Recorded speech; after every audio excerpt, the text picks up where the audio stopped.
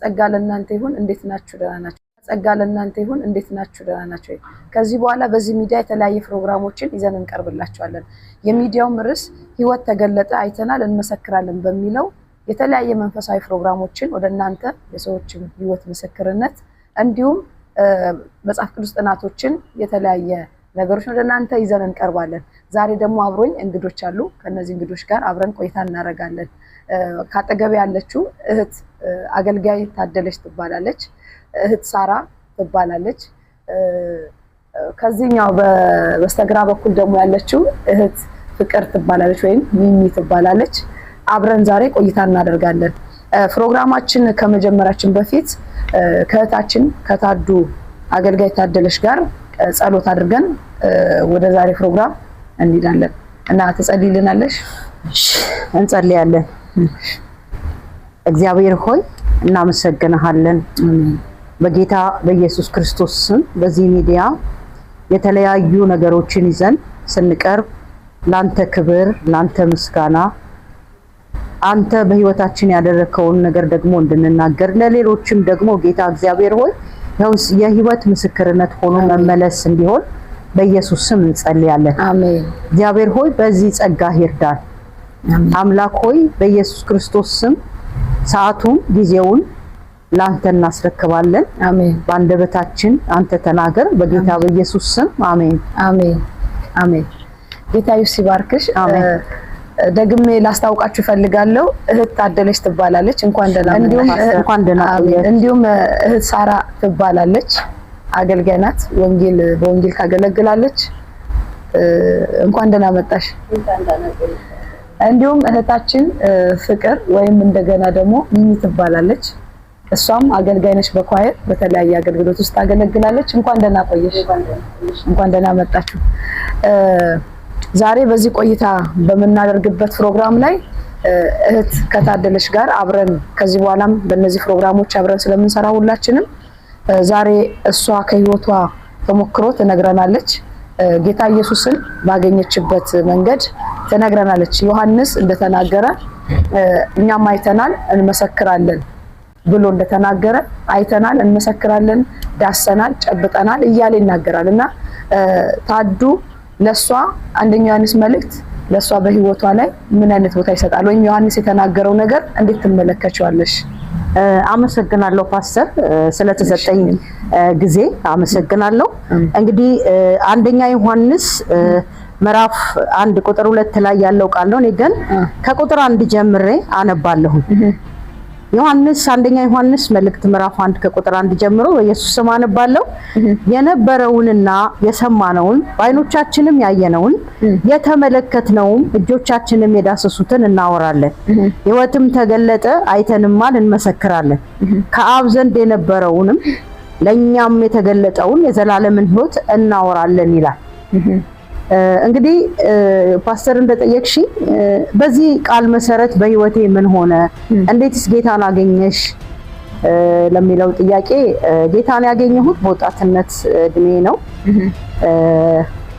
ጌታን በመካነ ኢየሱስ እንጦጦ መካነ ኢየሱስ ቤተክርስቲያን ጌታን ተቀብዬ ደህንነት ትምህርት ተምሬ እዛ የአገልግሎት ክፍል ጀምሬ ነበር ነገር ግን አልዘለኩም በኋላ ላይ ያው ወደ ሙሉ ወንጌል ሄደን እየተማርን እንዳለን ሲያውቁ ያው ስላስቆሙን በዛ አልቀጠልኩም ሙሉ ወንጌል የመጀመሪያ ሙሉ ወንጌል የተማርኩት ትምህርቱን የተማርኩት ቀበና ሙሉ ወንጌል ሲሆን ጥምቀት ግን ያው ዋናው የቀጠና 2 ሙሉ ወንጌል ቤተክርስቲያን እዛ ጥምቀት የውሃ ጥምቀት ወስጄ በዛው የቀጠልን ቤተክርስቲያን እየተገለገልን አገልግሎት ግን አልጀመርንም ነበር በዛው የተገለገልን ያው አንዳንድ ነገር ሰዎችን ሰበብ እናደርጋለን ከቤተክርስቲያን ለመውጣት ቅዱሳንን ያለማደግም አንደኛ እድሜ ልጅነትም ወጣትነትም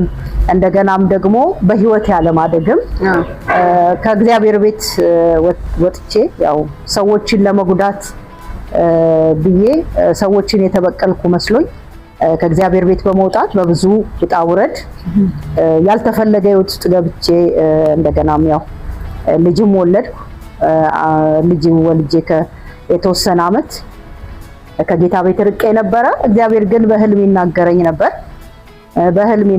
ነበር። ሰዎች መተው ይናገሩኝ ነበርና እግዚአብሔር በዛ ውስጥ ብዙ ያስተምረኝ ነበረ። እንደ ምስክርነት ብዙ ጊዜ ተናግሬዋለሁ። በህልሜ ስንዴና ጥሬ ስንዴና ጤፍ የተቀላቀሉበት በህልሜ ጌታ አሳይቶኝ እንዴት ይሄን ነገር ትርጉሙን ለማግኘት ግራ ገብቶኝ በነበረ ሰዓት ጌታ መልሶ እንደገና በህልሜ ሁለት የተለያዩ ነገሮች መቀላቀል እንደማይችሉ የፈለገ ነገር ቢሆን ሰው በጌታ ሆኖ ዓለም እንደማይዋጠው ለምን ሰዎች እኔ የነበርኩበትን ህይወት በጣም ኢንጆይ ሲያደርጉ እኔ አለቅስ ነበር።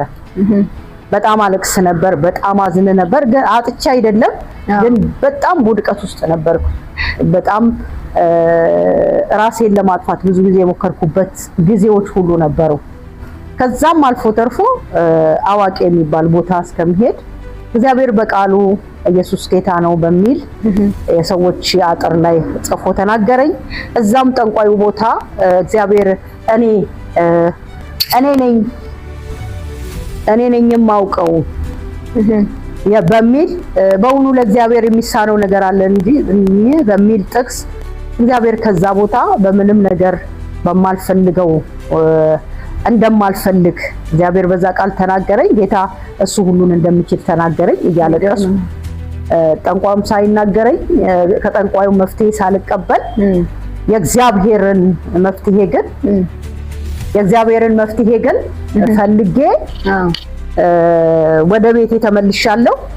ከዛ በኋላ ያው ህይወት ከባድ ስለነበረ መዝለቅ ስላልቻልኩ ወደ አረብ ሀገር ቤሩት ሊባኖን መጣሁ ማለት ነው። እንኳን እግዚአብሔር ረዳሽ። አሜን። ያው ሚዲያችንም ቤሩት ሊባኖስ ውስጥ ያለ ነው። ስለዚህ ኦኬ አንቺ ወደ ጌታ ከተመለሽ በኋላ በቤሩት ሊባኖስ ቸርች ሄደሻል ወይ? እንዴት ተመለሽ? ወይ ሰዎች ተከታተሉሽ? እንዴት ነው ልትመለሽ የቻልሽው?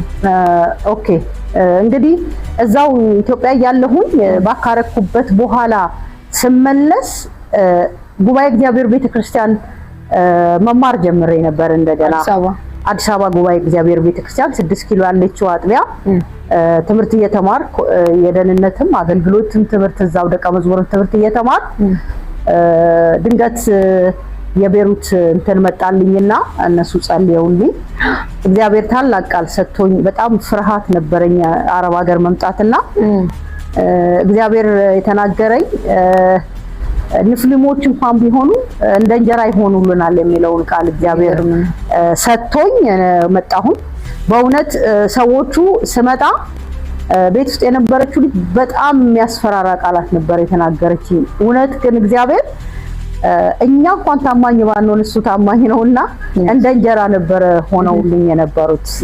በጣም የሚያስፈሩ በጣም ክፉ ናቸው ተብሎ የሚጠሩ ሰዎች ለኔ ከእናቴ ቤት ወደ እናቴ ቤት እንደመምጣት የሆነ ቦታ ነበር የነበርኩትና እዛ ሆኜ ግን ብቸኝነት ይሰማኝ ነበር፣ አለቅስ ነበር።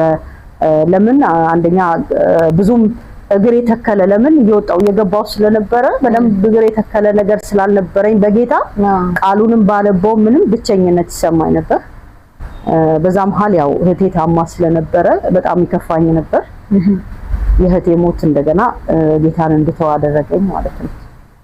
ይሄንን ይመስላል እና ቤተክርስቲያን አልሄድም ነበር። እንዴት ድጋሚ ተመለሽ? እንግዲህ አሁን እህትሽ ከደረሰባት ነገር አንፃር እግዚአብሔርን እንግዲህ እህቴን ከገደል ካንተ አምላክ አይደለህም አልኩት ማለት ነው።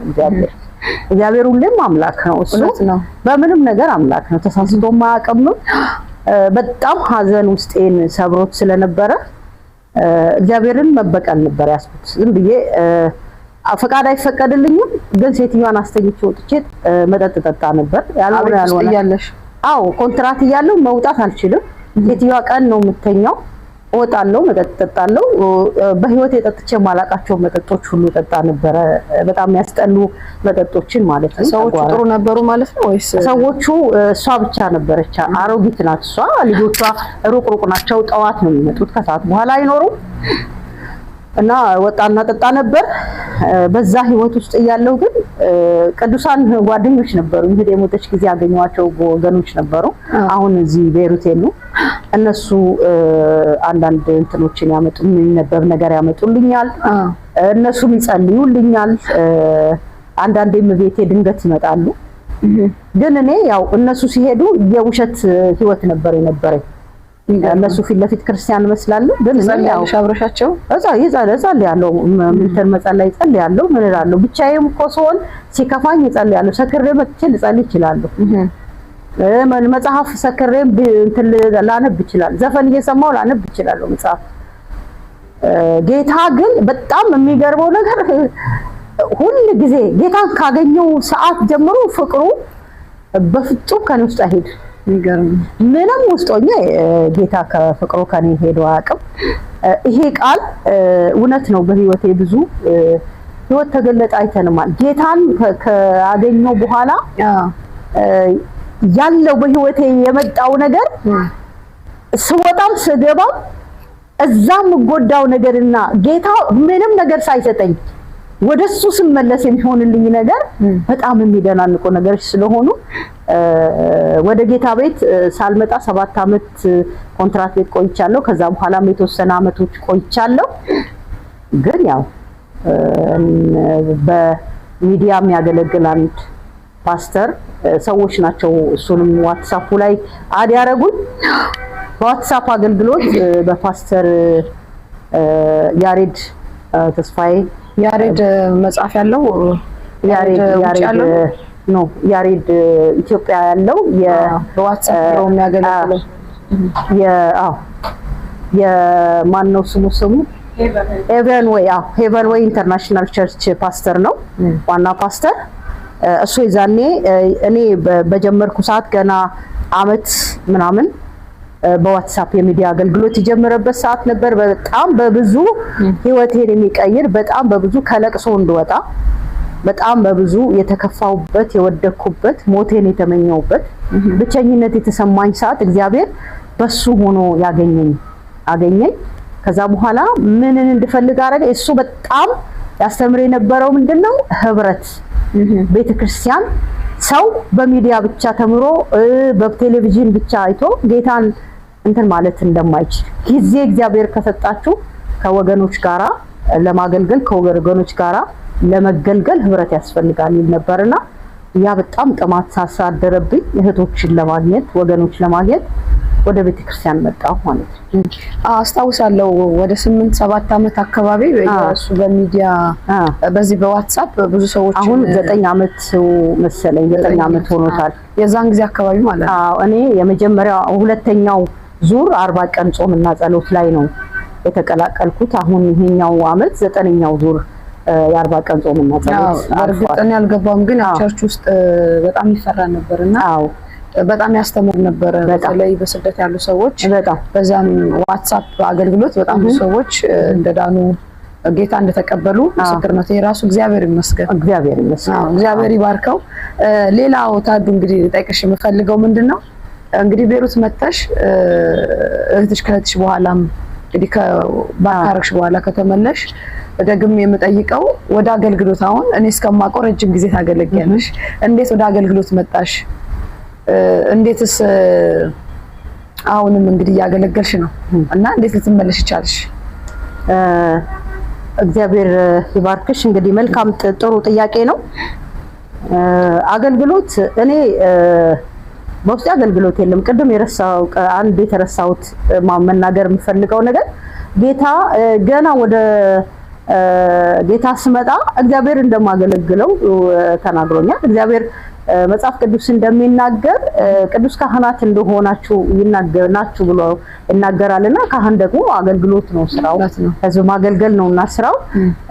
ጸጋው በፈለገ ነገር ውስጥ በቤተክርስቲያን ውስጥ በፈለገ ነገር ውስጥ እግዚአብሔር እንትን ምንድነው ስሙ በእኛ ሊሰራ ከወደደ በእኛ ሊሰራ ከፈለገ እግዚአብሔር በፈለገ ነገር ውስጥ ይሰራል። ሰዎች ቤት ማጽዳት አገልግሎት ላይ መስላቸው ይችላል የተለያየ ነገር እና እኔ ወደ አገልግሎት የመጣሁት በጉበኛው ዓለም አቀፍ ቤተክርስቲያን ፓስተር ጽጌ በምትመራው ቤተክርስቲያን ውስጥ ወደዛ ስመጣ እህቶች በመልካም ተቀበለውኛል።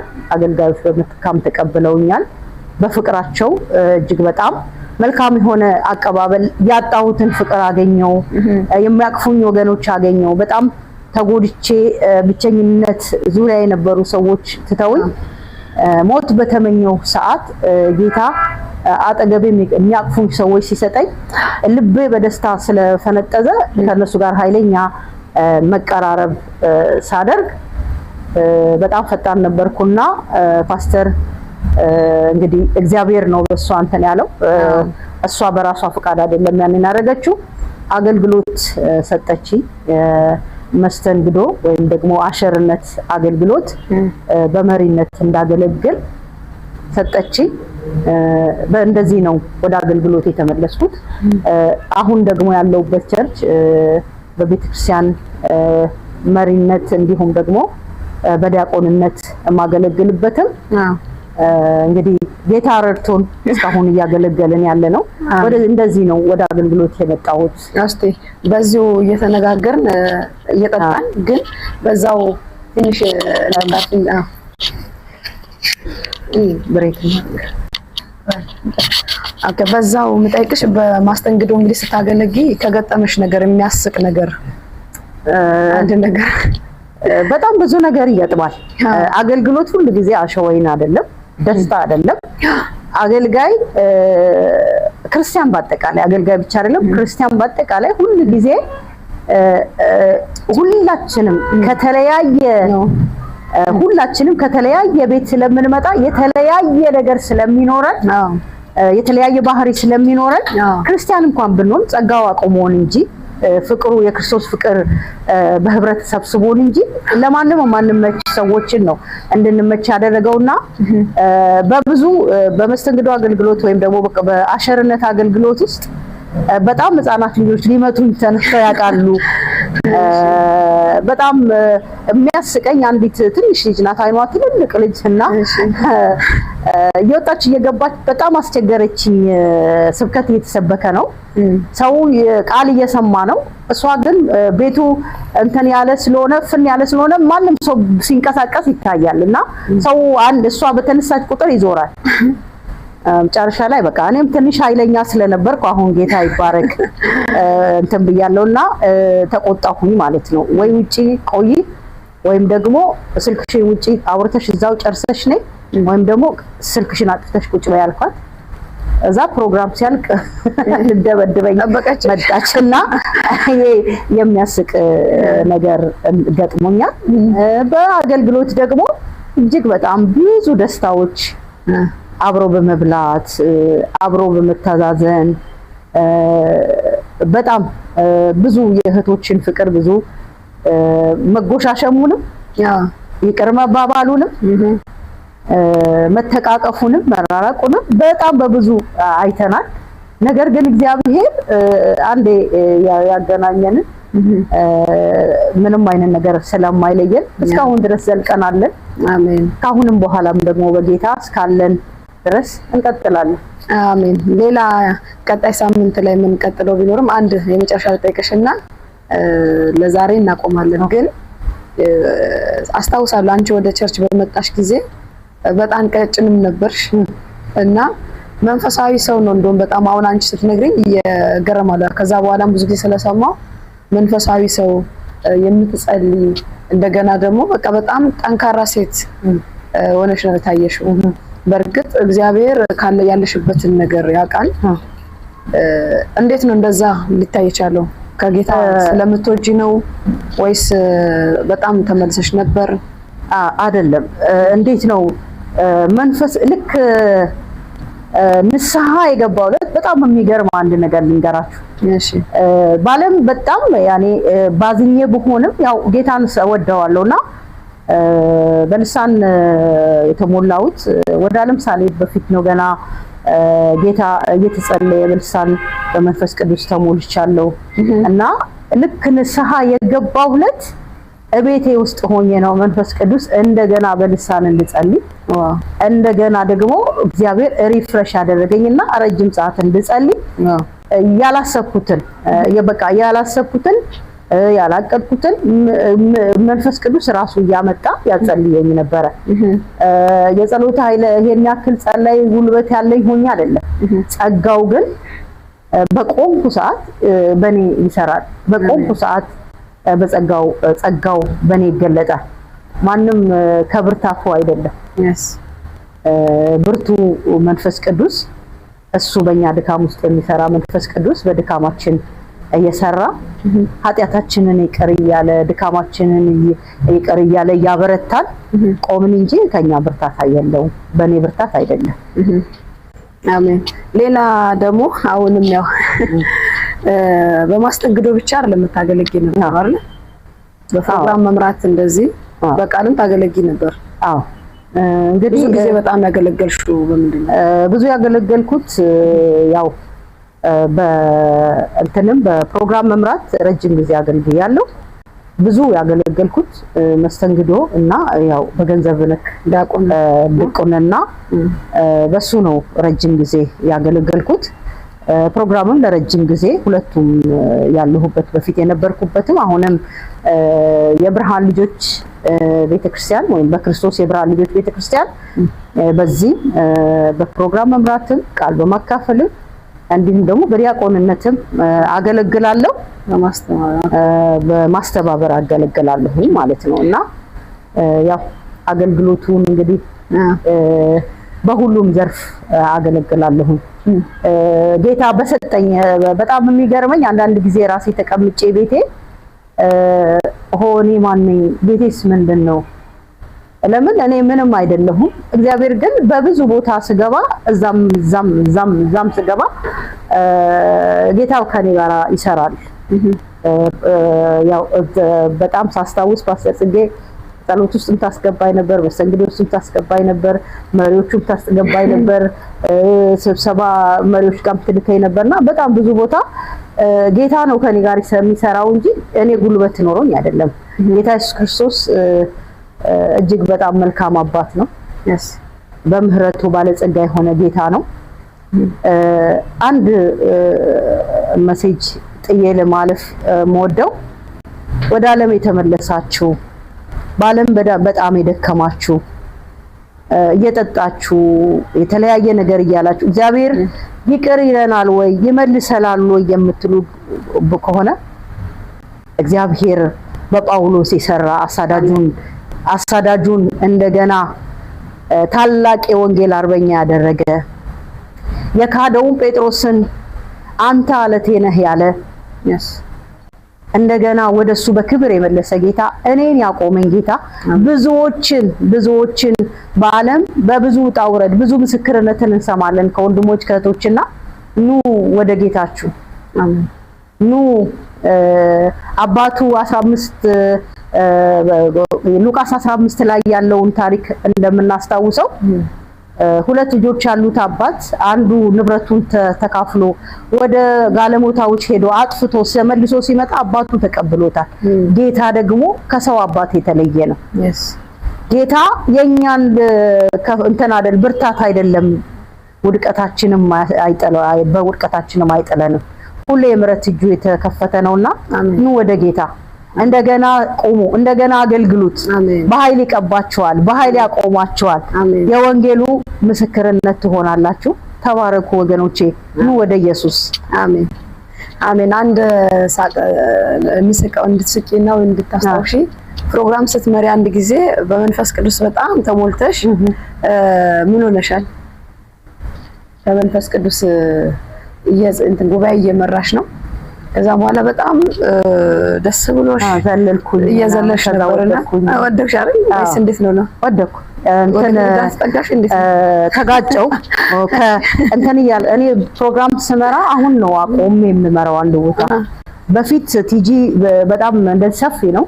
ቲጂ ዛጋ ቲጂ ልገጫለሁ ከግርግዳ ጋር እጋጫለሁ፣ ምናልባት ከመድረኩም ወርዳለሁ። እኔ አይኔን ጨፍኜ እንትን ነው አቅም አልነበረኝም። መንፈስ ቅዱስ በጣም ከምለው በላይ ነው። መንፈስ ቅዱስ ሰው የማያይ የትላንቱን ቆሻሻ የማይመለከት እሱ ድንቅ ጌታ ነው። አሜን አሜን። ስለሱ መናገር አልችልም፣ ስለ መንፈስ ቅዱስ መናገር አልችልም። ማንንም ማቆም የሚችል በጸጋው መስራት የሚችል ጌታ ነውና መንፈስ ቅዱስ ሲነካይ መቆም አልችልም፣ መቋቋም አልችልም። በዛን ሰዓት ደግሞ ገና ትንሽ ነገር ሲነካል እንወድቅ ነበርና ብዙም ዕውቀቱም ስላልነበረ መንፈስ ቅዱስ አምላክ ነው እኮ ሰማይና ምድር ያልቻለው። እኔ ጥልቷ እንደዚህ ትንሿ ናት እንደዚህ ምትነካኝ። ከዛ በኋላ እንዴት ነው መብራት ሰውን ሲነዝር እንዴት ነው ሰውነታችንን ሁሉ እንትን የሚለው? የጌታ መንፈስ እኮ ሰማይና ምድር ያልቻለው ነው። ታላቅ አምላክ ነው፣ ምድር ሁሉ የያዘ። ስለዚህ እሱን መቋቋም አቅም ስለማይችል ብዙ ጊዜ ወድቄ አውቃለሁ፣ ብዙ ጊዜ ከወንበር ተገልብጬ አውቃለሁ። እና ጌታ ይባረክ። በብዙ የሚያስቅ ነገሮችን ብዙ አሳልፈናል። አሜን አሜን። ይቅርታ እንግዲህ ስለ መንፈስ ቅዱስ ስናገር አቅሙ የለኝም። እግዚአብሔር ይመስገን። እንግዲህ ለሚመለከቱ ሰዎችም የትልቅ ሜሴጅ ነው ብዬ አስባለሁ። ትናንትና ታዱ እህታችን ከነበረችበት አሁን ላይ ግን ዛሬ አገልጋይ ሆና ለብዙዎች እናት ሆና ለብዙዎች መካሪ ሆና በቤተክርስቲያናችን ውስጥም ታስተምራለች፣ ተሰብካለች። እንዲሁም በፕሮግራምም እንደገናም ደግሞ በዲያቆንነትም በሽምግልናም ታገለግላለች እና ህይወት ተገለጠ የሚለው ነገር በእሷ ላይ አይተናል። ሌሎችም በእንደዚህ አይነት ሁኔታ ውስጥ ያላችሁ ዛሬም ጌታ እናንተንም እንዲህ አይነት እድል ሊሰጣችሁ ፈቃደኛ ነው። ለዛሬ ከእህታችን ታዱ ጋር ያለው ነገር በዚህ እናቆምና ለእህቴ ሚሚ ወይ ፍቅር